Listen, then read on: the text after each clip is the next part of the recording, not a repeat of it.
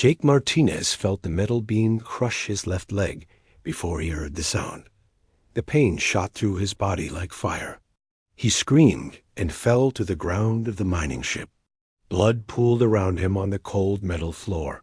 "Jake is down!" shouted Lisa Wong, his work partner. She ran across the cargo bay toward him. Her boots made loud sounds on the metal as she hurried. The heavy beam had fallen from the loading crane. It was meant to move rocks from the asteroid they were mining. Now, it pinned Jake to the floor. His leg was twisted in a way that legs should not twist. "Help me move this thing," Lisa called to the other workers. 3 men rushed over. They all grabbed the beam and lifted it off Jake's leg.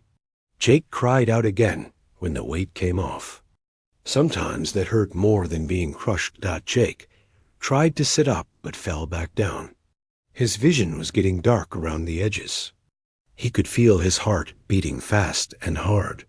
His leg felt hot and cold at the same time. "We need to get him to a medical station now," said Pete Clark, the shift supervisor. He looked worried. "This is bad, really bad." Lisa pressed her hands against Jake's leg to stop the bleeding. Her hands came away red. "How far to the nearest hospital?" she asked. Pete checked his computer pad. "There is a big medical station 3 hours away. It is run by aliens, but they treat humans too." "Aliens?" Jake managed to say, speaking hurt. "Yeah, the Velinari. They are supposed to be really good doctors," Pete said. He was already calling the ship's pilot. "Get us to medical station Epsilon 7. As fast as you can." The ship changed direction. Jake could feel it turning. The movement made his stomach sick. Lisa kept pressure on his leg. She looked scared. "Just stay awake, Jake," she said. "Keep talking to me." "It hurts," Jake said. That was all he could think about. The pain filled up his whole world. "I know, but you are going to be okay. These alien doctors are the best in this part of space." Jake had never been treated by aliens before. He had seen them at the big trading stations. They were tall and thin with long arms. Their skin looked like it was made of silver. They moved in a way that seemed like dancing. The 3 hours felt like 3 days. Jake went in and out of sleep. Sometimes he woke up screaming. Other times he woke up quiet, with Lisa holding his hand. When they finally got to the medical station, Jake saw it through the ship's window. It was huge, bigger than any building he had ever seen. It looked like a giant flower made of metal and glass floating in space. "Wow," he said softly. 2 alien medical workers came onto the ship. They wore white clothes that seemed to glow. They had 4 arms each and moved very smoothly. Jake had never seen anyone move like that. "Human patient," said one of them. Her voice sounded like music. "Severe trauma to lower extremity." "Yes," said Lisa. "He has been hurt for 3 hours." Now, the aliens put Jake on a floating bed. It felt strange to be floating. One of them ran a small device over his body. It made soft beeping sounds. Said the other alien. She was looking at a screen that showed Jake's body. "Human bone structure is interesting." They moved Jake through the halls of the medical station. Everything was very clean and white. The ceiling was high and curved. Other aliens walked by. Some stopped to look at Jake. They whispered to each other in their musical language. Jake felt embarrassed. He was dirty from work and covered in blood. These aliens all looked perfect and clean. They brought him to a room with many beds. Most of the beds had aliens in them. Jake was the only human he could see. The aliens in the beds looked at him with curiosity. A taller alien came over. She wore different clothes that meant she was important. "I am Nurse Zixandra," she said. "I will be taking care of you." Her voice was pretty like singing, but Jake could hear something else in it. She sounded like she thought he was not very important. "What happened to you, little human?" she asked. The way she said little human made Jake feel small. A metal beam fell on my leg at work, Jake said. Zixandra looked at his leg with her large silver eyes. She made a sound that might have been a laugh. Oh my! Humans are so fragile. Are they not? She was talking to another alien nurse. They both looked at Jake's leg and shook their heads. On my world, a child could survive this injury with no problems, said the other nurse. But humans ... well, they are still a young species. Jake felt angry, but he was too hurt and tired to say anything. He just lay there while they poked and prodded his leg. We will need to do surgery, said Zixandra. And then you will need to rest for many weeks. Human bodies heal so slowly. She was talking about him like he was not there, like he was just a broken thing that needed fixing. Your bone density is so low, she continued, looking at her screen, and your muscle fiber is so simple. How do humans even survive on their world? The other aliens in the room were listening now. Some of them made sounds that Jake thought were laughing. It is amazing that humans made it to space at all, said one of them. Jake closed his eyes. He was tired of being stared at. He was tired of being talked about like he was weak. But most of all, he was tired of the pain they gave him. Something for the pain, and he started to feel sleepy. As he drifted off, he could still hear the aliens talking about how weak and fragile humans were. This will be an easy case, said Zixandra. Humans are so simple to treat. If only she knew, Jake thought as he fell asleep. If only any of them knew what humans were really capable of. Jake woke up in a different room. His leg was wrapped in something that felt warm and tingly. The pain was much less now, but he felt very tired.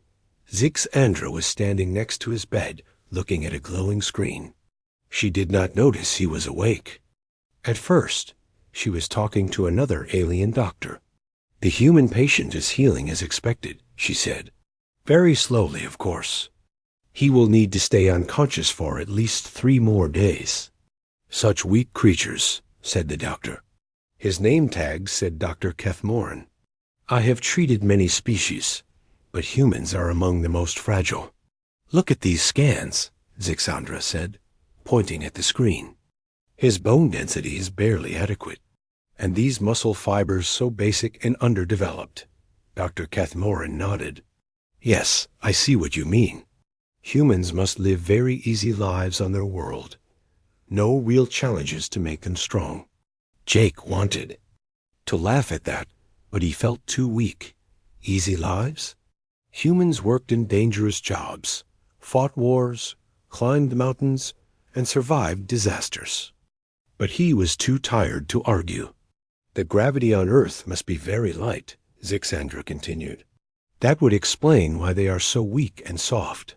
Poor things, said Dr. Kethmoran. It is good that stronger species like us can help them. They walked away, still talking about how sorry they felt for weak humans. Jake closed his eyes and tried to go back to sleep, but he could not stop thinking about what Lisa had told him before the surgery. She had said something strange while he was drifting off from the pain medicine. Jake, I called Earth Medical. They said something weird. They said not to be surprised if you heal faster than the aliens expect. At the time, Jake had thought Lisa was just trying to make him feel better, but now he wondered what she meant. Meanwhile, on Earth, Dr. Amanda Price was reading Jake's medical file on her computer. She worked for the Colonial Medical Authority. Her job was to keep track of humans who got medical treatment from aliens. This is the 3rd case this month, she said. To her assistant, Carlos Rivera. What do you mean? Carlos asked. The 3rd case of aliens underestimating human healing. Remember the mining accident on Kepler Station? A human patient walked out 2 days early. The alien doctors could not believe it. Carlos nodded. And that construction worker on the moon colony. The alien said he would be in bed for a month. He was back to work in a week. Dr. Price looked worried. We have been keeping this quiet but I think we need to prepare for what might happen." "What do you mean?" "Jake Martinez is going to surprise those alien doctors. And when he does, it might change how the galaxy sees humanity." Back on the medical station, Jake was dreaming. He dreamed about home, about Earth. He dreamed about the heavy gravity that made every step a workout. He dreamed about playing football as a kid, where getting hit was normal. He dreamed about construction work, where lifting heavy things all day made you strong. He dreamed about his grandfather, who had worked in steel mills his whole life. His grandfather had arms like tree trunks and hands that could bend metal. "We are tougher than we look, boy," his grandfather used to say. When Jake woke up the second time, he felt much better. The tingling in his leg was stronger now. He could feel something happening inside his body, something the alien doctors did not expect. Zix Andra came to check on him. She looked surprised to see his eyes open. "You should still be unconscious," she said. "The surgery was only 18 hours ago." "I feel okay," Jake said. His voice was stronger than before. "That is impossible. Humans need at least 3 days to recover from this type of surgery." She checked her screen again. "Your brain activity is too high. You should be in deep healing sleep." Jake tried to sit up. It hurt, but not as much as he expected. "No, no, no," Zixandra said, pushing him back down gently. "You must rest. If you move too much, you will hurt yourself worse." But Jake could feel his body working. He could feel his bones growing back together. He could feel his muscles repairing themselves. It was like his body was a machine that worked faster than the aliens thought possible. "I really do feel better," he said. Zix Andra made a note on her screen. "Humans often think they feel better than they are. It is because your pain tolerance is so low. The medicine makes you think you are healed." She walked away, shaking her head. Jake heard her talking to another nurse. "The human thinks he is recovering already. So naive. If only he knew how long this will really take." But Jake did know something the aliens did not. He knew that humans had spent millions of years getting stronger. They had survived ice ages and plagues and predators. They had built their bodies. To heal fast and work hard. Earth was not an easy world. Earth was a world that made its children tough. Jake closed his eyes and let his body do what it did best. He let it heal. And he healed much faster than any alien doctor thought possible. Outside his room, more aliens were gathering to look at the human patient. Word was spreading through the medical station that they had a human from Earth. Many of the younger doctors had never seen a human before. "They look so soft," said one. "So small and weak," said another. "I heard they can only lift half their body weight," said a third dot. If Jake had heard this, he would have laughed. Most humans could lift much more than their body weight. Jake himself could lift twice his weight on a good day. But the aliens did not know this. They thought they knew everything about humans from their medical books. But those books were written by aliens who had never been to Earth. They had never felt Earth's heavy gravity or seen Earth's dangerous weather. As Jake slept, his body worked. His bones grew stronger. His muscles repaired themselves. His blood made new cells to replace the ones he had lost. And all around him, aliens whispered about the weak little human who would take so long to heal. They had no idea what was coming. Jake woke up on the second day feeling like a new person. The pain in his leg was almost gone. He could move his toes without wanting to scream. Something was definitely different. He sat up in bed. The movement felt easy and natural. Around him, other alien patients were lying very still in their beds. Some had been there for weeks. According to the charts Jake could see, Zix Andra walked into the room, carrying her glowing medical pad. When she saw Jake sitting up, she stopped walking. Her silver eyes went wide. "What are you doing?" she asked, rushing over to him. "I feel much better," Jake said. "I think I can stand up." "Absolutely not." Zixandra pushed him back down onto the bed. "You will damage your repair work. Humans take at least 4 days to reach this stage of healing." She ran her scanner over Jake's leg. The device made happy beeping sounds. Zixandra frowned at the screen. "This cannot be right," she said. She scanned him again. The same happy beeping sounds. "What does it say?" Jake asked. "It says your bone fusion is at 60%, but that is impossible. Yesterday it was at 10%. Bones do not heal this fast." Dr. Kethmoran heard the commotion and came over. "What is the problem, nurse?" "The human patient. His healing rate is ... unusual." Dr. Kethmoran took the scanner and checked Jake himself. His face showed the same confusion as Zixandra's. "Run a full diagnostic on the scanner," he told another nurse. "It must be broken." While they tested their equipment, Jake felt more energy flowing through his body. His muscles felt strong. His bones felt solid. This was how he always felt after a good night's sleep back on Earth. The other patients in the room were watching. Now, a blue-skinned alien with tentacles for arms pointed at Jake. "Why is the human moving so much?" the alien asked. "I have been here for 12 days with a similar injury, and I still cannot sit up." "Humans heal differently," Zixandra said, but she did not sound sure anymore. The scatter diagnostic came back normal. The device was working perfectly. Jake really was healing much faster than anyone expected. "I want to try standing," Jake said. "No," said Dr. Kethmoran firmly. "You will hurt yourself. Trust us, we are medical professionals." But Jake was getting tired of lying in bed. He was tired of being told he was too weak to move. Most of all, he was tired of the way the aliens looked at him like he was made of glass. "I know my own body," Jake said, "and my body is telling me I can stand." Before anyone could stop him, Jake swung his legs over the side of the bed. The wrapped leg felt strong and stable.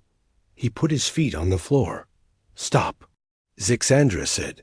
"You will re-break the bone." Jake stood up. His leg held his weight perfectly.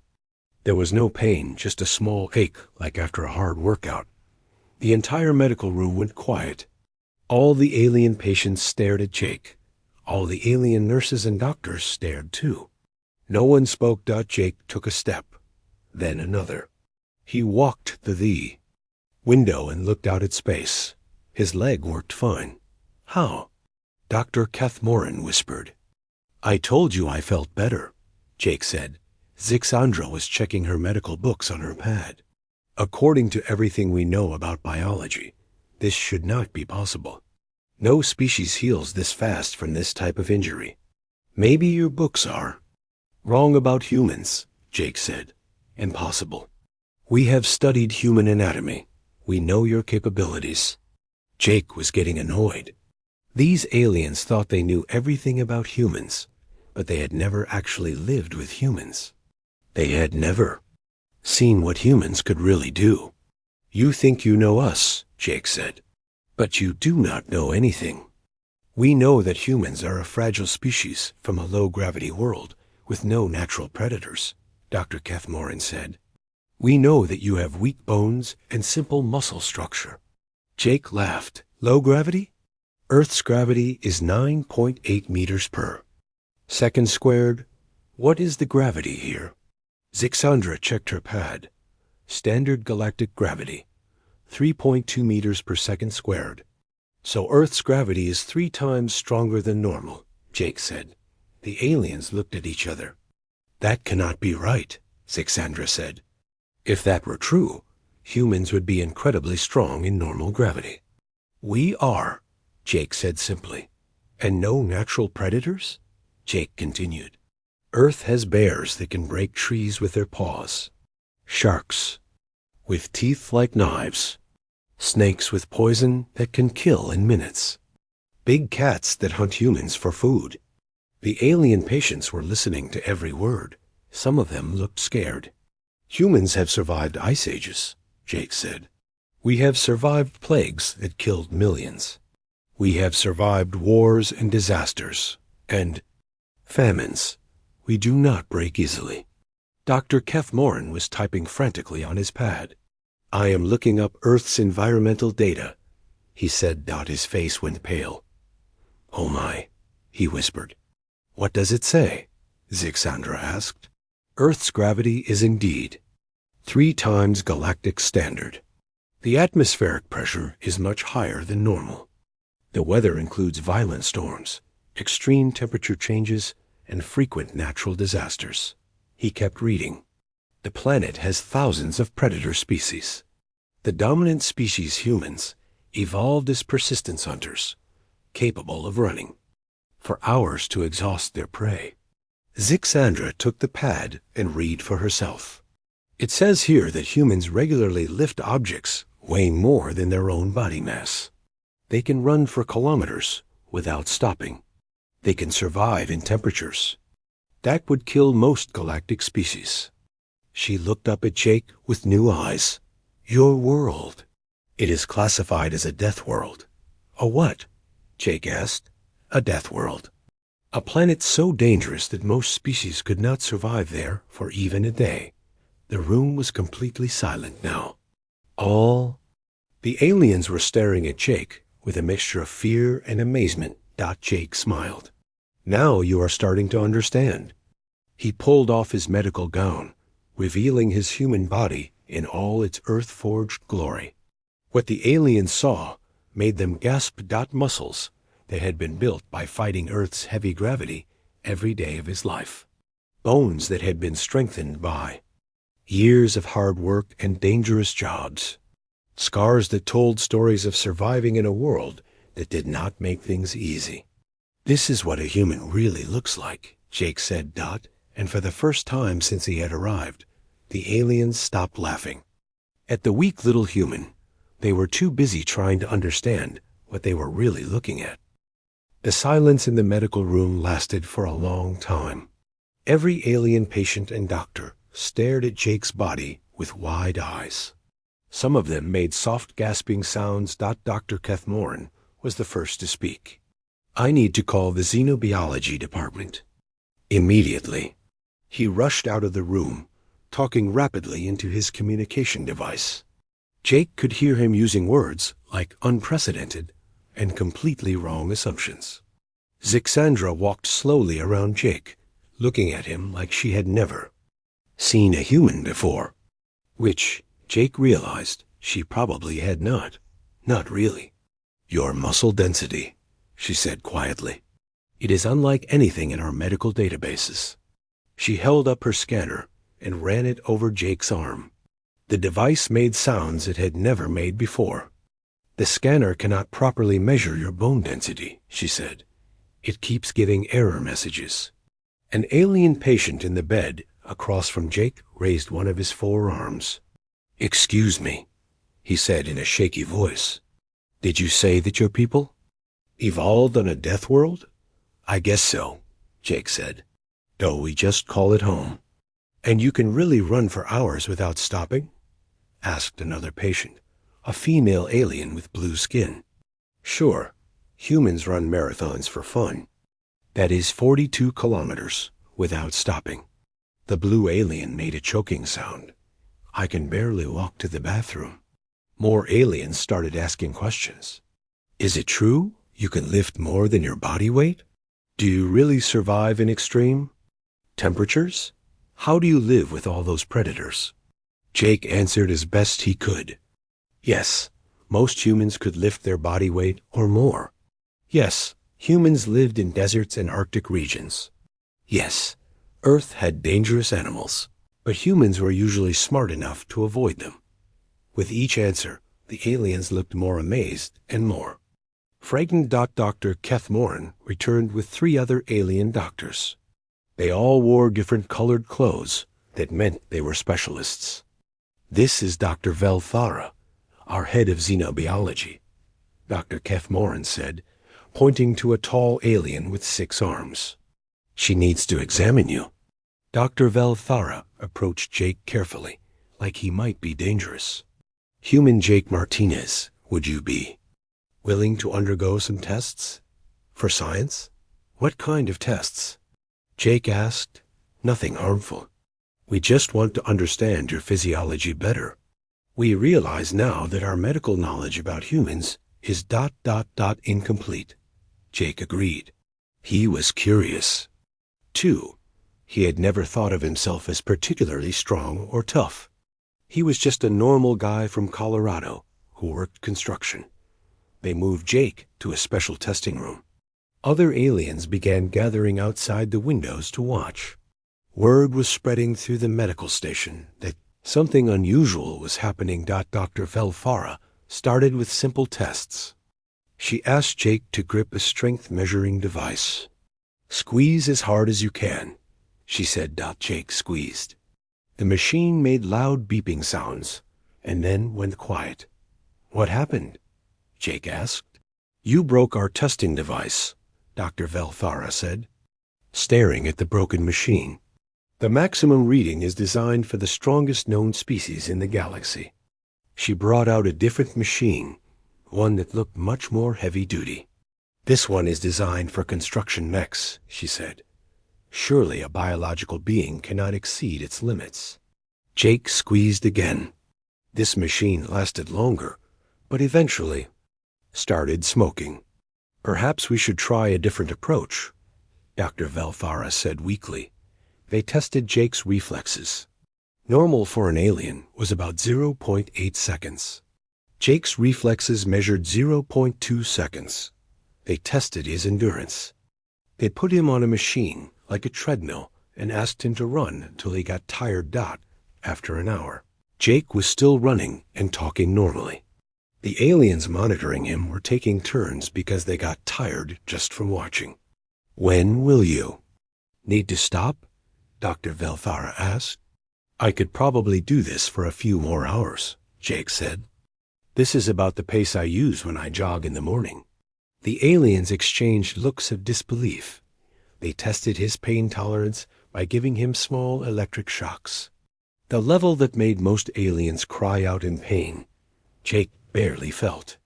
"Can you turn it up?" he asked. They turned it up to the maximum setting.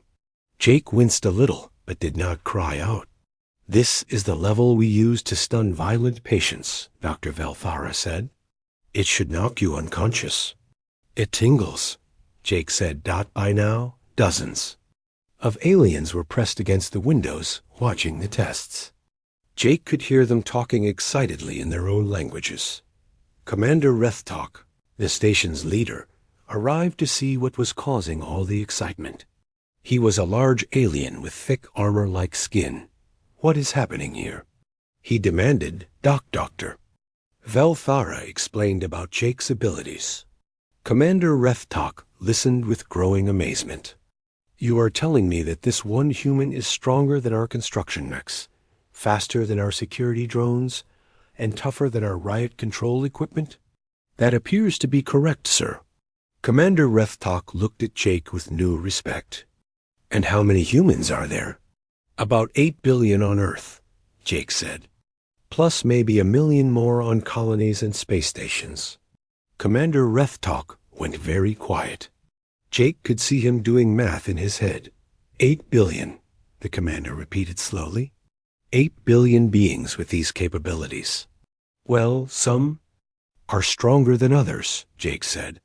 "I am pretty average for a construction worker. Athletes are much stronger and faster than me." "Athletes?" Dr. Velthara asked. "People who train their bodies for competition.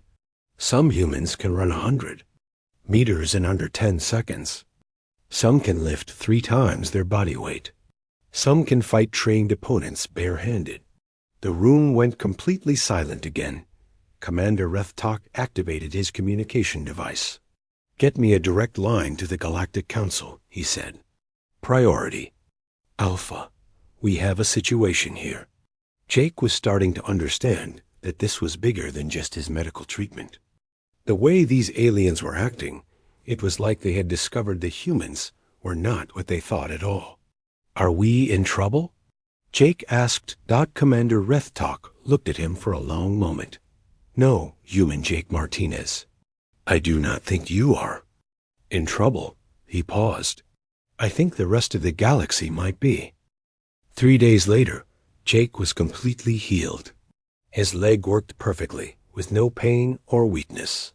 The alien doctors had expected him to be in bed for weeks, but he was ready to go back to work. News of the human revelation had spread across the galaxy faster than Jake could have imagined. The medical station was now full of reporters, scientists, and government officials from dozens of worlds. Zixandra came to Jake's room one last time before he left. She looked very different from the confident nurse who had laughed at his weak human body just a few days ago. "Jake," she said quietly, "I owe you an apology." "For what?" Jake asked, though he knew what she meant. "For treating you like you were less than us. For assuming we knew better than you about your own body. For laughing at your species." She sat down in the chair next to his bed. "We thought we were so advanced, so much better than the new species. Joining the galaxy. We were wrong." Jake nodded. "You were not trying to be mean. You just did not have the right information." "But that is the problem," Zixandra said. "We should have asked you about humans, instead of assuming we knew. We should have listened instead of lecturing." Through the window, Jake could see ships arriving at the medical station. Some were from the Galactic Council. Others were from universities and research centers. Everyone wanted to learn more about humans. "What happens now?" Jake asked. "Everything changes," Zixandra said. "The Galactic Medical Council is rewriting all the textbooks about human biology. Every hospital in the galaxy is updating their treatment protocols for human patients." She showed Jake a news report on her pad. The headline read, "Death World Species Joins Galaxy. Everything we knew was wrong." "They are calling Earth a Class 12 Death World," she said. "The most dangerous planet ever discovered with intelligent life." Jake looked at the classification. Class 12? What is a normal world? Class 2 or 3. Most species evolve on worlds much safer and easier than Earth. The news report continued. It talked about how humans had been hiding their true capabilities, not on purpose, but because they thought everyone else was just as strong and tough as they were. Dr. Valthara knocked on the door and entered. "Jake, there are some people here who want to meet you."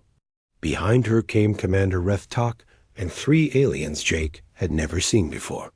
They wore fancy clothes that meant they were very important. "These are representatives from the Galactic Council," Commander Rethtalk said. The lead representative, a tall alien with golden skin, stepped forward. "Human Jake Martinez, I am Counselor Zethan.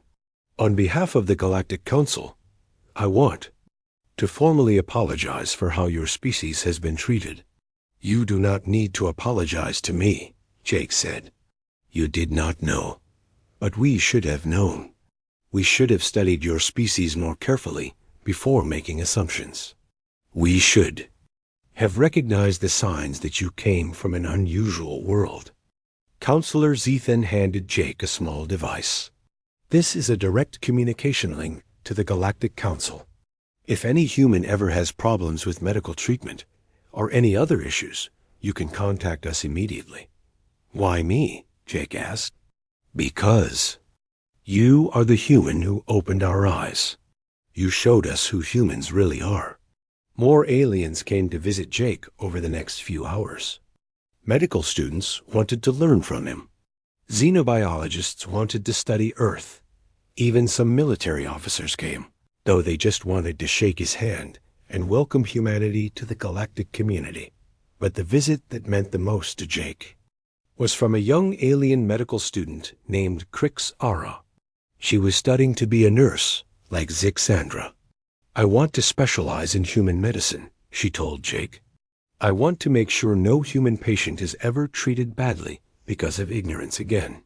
That is a good goal, Jake said. Will you tell me about Earth? She asked, what is it really like to live on a death world? Jake thought about it. It is just home, he said finally.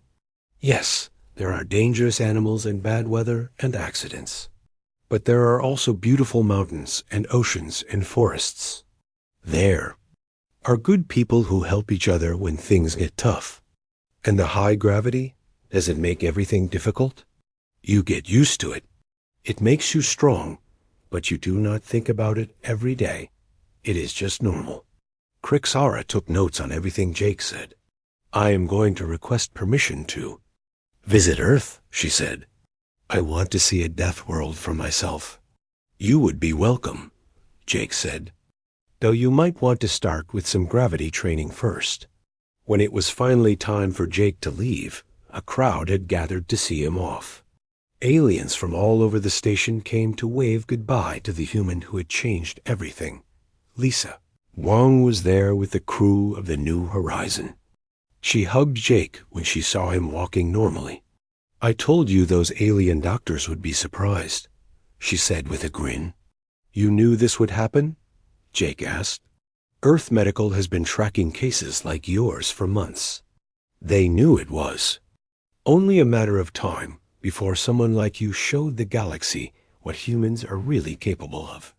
As they walked back to their ship, Jake saw something that made him smile. Alien medical workers were gathered around tablet computers, watching videos about human anatomy and Earth's environment. They were finally learning the truth. On the ship, Pete Clark welcomed Jake back to work. How do you feel? He asked. Good. As new, Jake said. Better, actually. Good, because we have a big job coming up. The Galactic Mining Consortium wants to hire human workers for their dangerous asteroid operations. Why? Jake asked. Pete grinned. Because word got out that humans are the toughest workers in the galaxy. They are offering triple pay for any human willing to work in high-risk environments. Jake laughed. A few days ago, aliens had thought humans were too weak and fragile for any real work. Now they wanted to hire humans for the most dangerous jobs. In Space Dot, as the New Horizon left the medical station, Jake looked back through the window. He could see Zixandra waving from the observation deck. Next to her stood dozens of other alien medical workers, all of them learning new respect for the species they had once dismissed. Jake waved back, then settled into his chair for the trip to their next job. He was just a construction worker from Earth, doing what humans had always done, working hard, surviving, and proving that they were tougher than they looked. Behind him, the galaxy was changing. Medical textbooks were being rewritten. Diplomatic relationships were being reconsidered. Military strategists were recalculating the balance of power in space. Not all, because one human had taken off his shirt and shown the universe what 8 billion years of evolution on a death world could create. And Jake Martinez, the man who started it all, was already thinking about his next job.